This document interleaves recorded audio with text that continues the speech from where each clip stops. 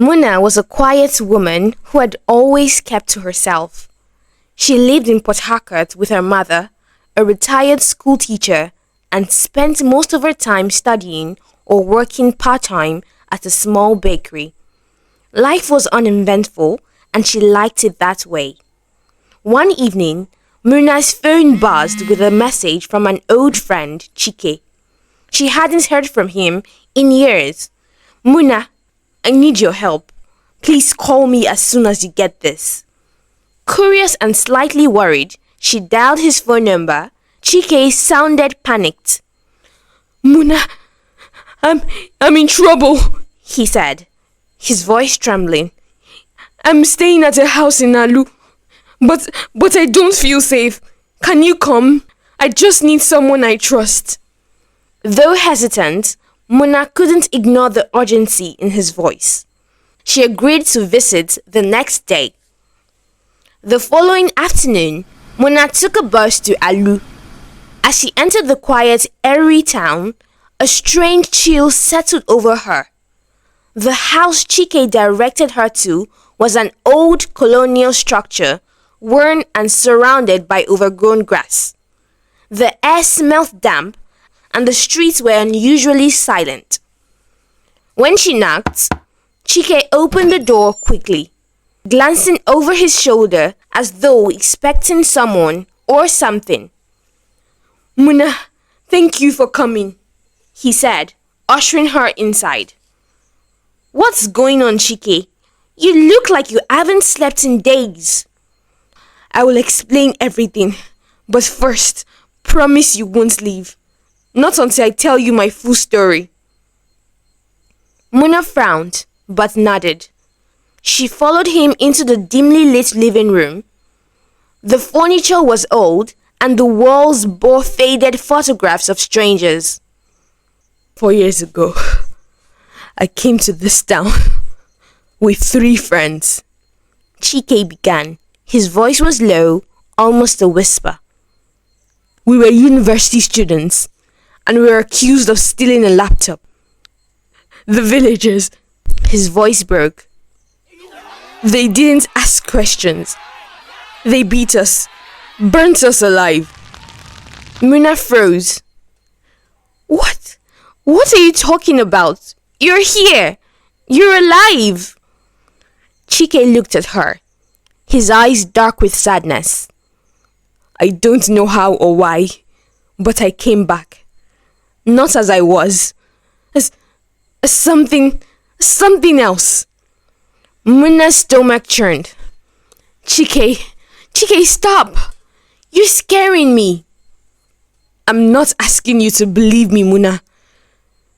Just listen," he continued, explaining how he had woken up in the same house a year after the lynching. He couldn't leave Alu. Every time he tried, he found himself back at the house. "I think I'm here to right a wrong," he said. "To find justice. Or maybe forgiveness. But I don't know how." Muna's rational mind fought to make sense of his words. She wanted to leave, but something about Chike's despair held her back. That night, Muna stayed in the house. She couldn't sleep.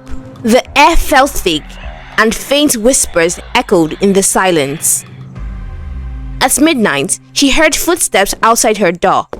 Gathering her courage, she stepped into the hallway and saw Chike staring at a mirror, his reflection blurred and distorted.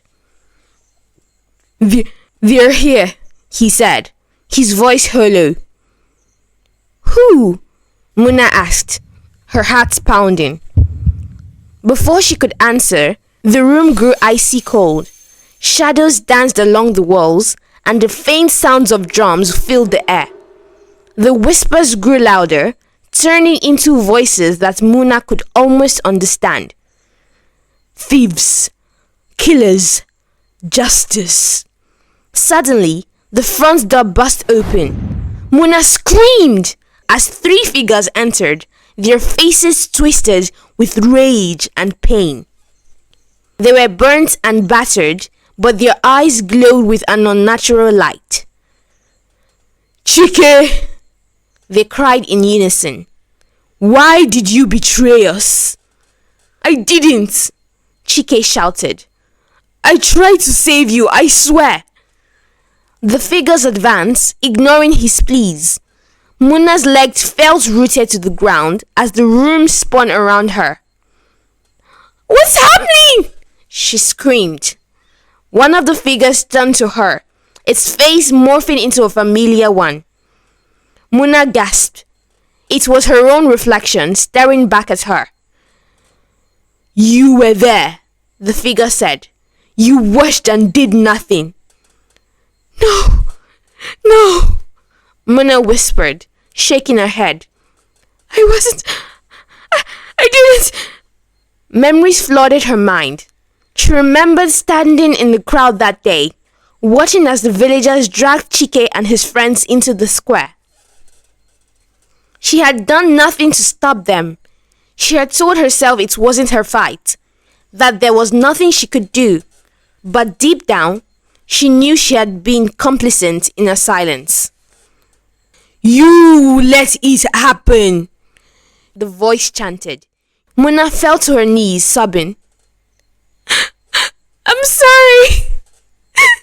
I was scared. I didn't know how to stop them. The room grew quiet. The figures stared at her, their anger replaced by sorrow. One by one, they faded, leaving Muna and Chike alone. The next morning, Muna woke up on the floor of the house. Chike was gone, and the house looked abandoned, as though no one had lived there for years. When she stepped outside, she saw a group of villagers staring at her. Their faces were pale, and their eyes filled with fear. You came out of that house? An old woman asked, pointing with a trembling hand. What do you mean? Muna asked. That house has been empty for years, the woman said. Ever since those boys were killed, people say their spirits haunt it.